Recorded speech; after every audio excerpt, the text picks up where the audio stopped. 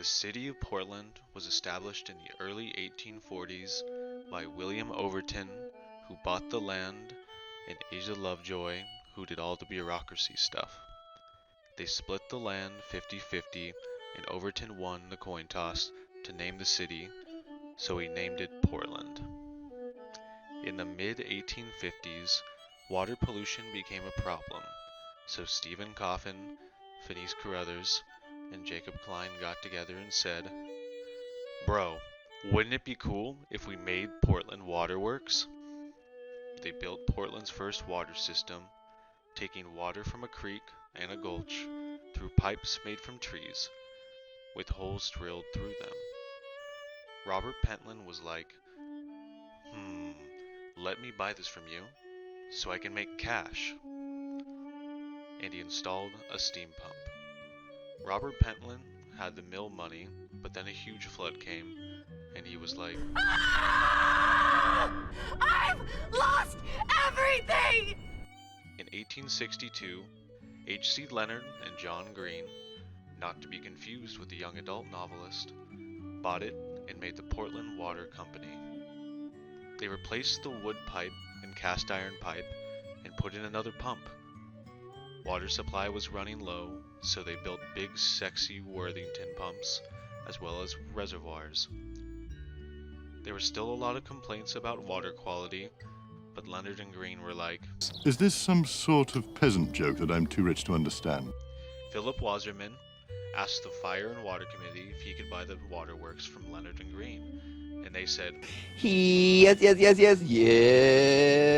and turned around and asked the Oregon legislature, "Hey, can we have $1 million?" Which was greeted with a No. because they didn't want Portland going into debt. In 1876, Leonard and Green replaced the old pumps with the vastly superior Worthington pumps to meet the city's water needs, and then they high-fived and said, "This will be more than enough for the future," which was absolutely right if the future was only 7 years away. In 1884, Portland citizens basically rioted and pressed for public control of their water with businesses and politicians, as well as giving bond authority to finance the buying of the water company. They made their way to Oregon legislature and confronted them. Look at the numbers, fool! The city of Portland will go into debt. We have the bond authority to finance the venture. And on November 25th, 1885, the Portland Water Committee was launched. The 15 members of the committee were tasked with taking control of the waterworks. Their leader, Henry Failing, who should have been named Henry Successing for a number of reasons, including his luscious mutton chops, started buying up waterworks left and right. A butthurt owner of one of the waterworks stood up and said, "Hey, what you're doing is unconstitutional." Supreme Court Justice William Thayer was like, Sit your $5 ass down before I make change.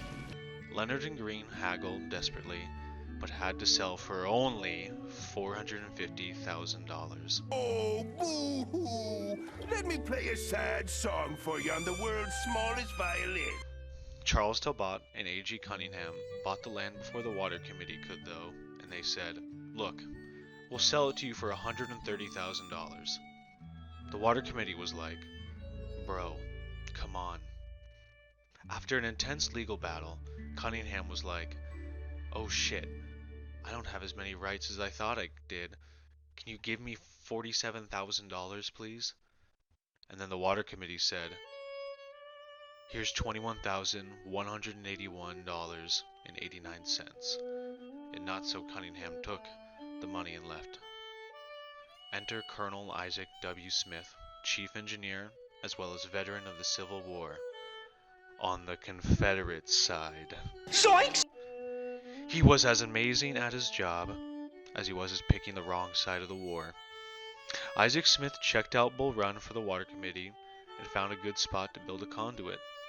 He convinced farmers to sell for cheap, and while this was happening, the water quality was tested, and they realized That sample you asked me to run, I ran it, and it is quite good.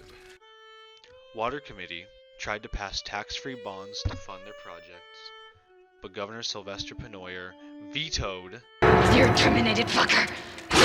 the decision.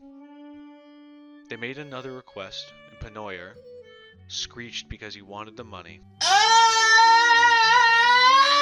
He couldn't say he was corrupt as fuck, so he said, Bull Run is a glacier runoff, and it will cause goiter to the fair sex of Portland.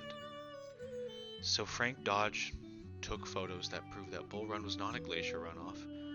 With no more excuses, Pennoyer did not veto the next bill that was brought to fund the Water Committee's projects. With this new money, the Water Committee wanted to buy all the land around Bull Run to protect the timber stands. People wanted to sell their land for obscene amounts, so Faline wrote to the local congressman, who convinced the president to sign the proclamation to make Bull Run a national reserve. Water Committee bought the land for a lot cheaper because of this. Construction began, and Colonel Isaac and a small army of Italians Mamma mia! began to lay the steel pipe. The terrain was super difficult, and they had to build bridges to lug pipes where they needed to be. The conduit and distribution system took nearly 2 years and $2.4 million. The margin of error for the line was extremely small, and Isaac Smith still managed to do everything by hand. That's pretty goddamn impressive. The Water Committee was celebrated for doing an amazing job without corruption or scandals. On January 2nd, 1895, Bull Run flowed into the city for the first time.